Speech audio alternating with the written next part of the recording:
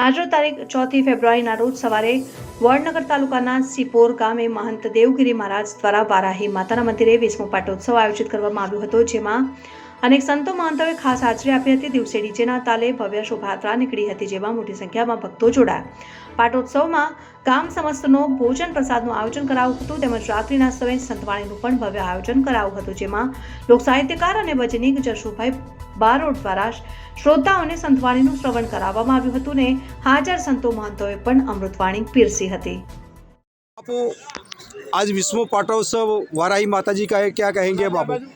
ऐसा है, ये हमारी सनातन परंपरा पहले से ही चली आ रही है, आज से चली आ रही है और अनाज तक रहेगी है।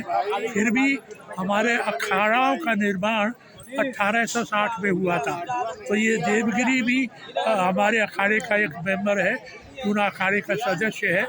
यहाँ हमारे अखाड़े के अध्यक्ष भी आए हुए हैं और मैं अखाड़े का श्री महंत हूँ।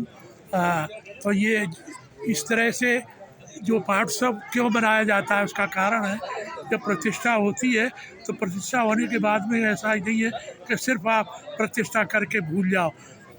जनता जनार्दन में ये मालूम होना चाहिए प्रतिष्ठा हुई है तो वहाँ जनता जनार्दन के साथ ऐसा संपर्क होना चाहिए। रोज़ाना दर्शन करने आए, शाम को आरती में आए, पूजा में आए और विधि विधान से हर हमेशा समाज में जागृति आए।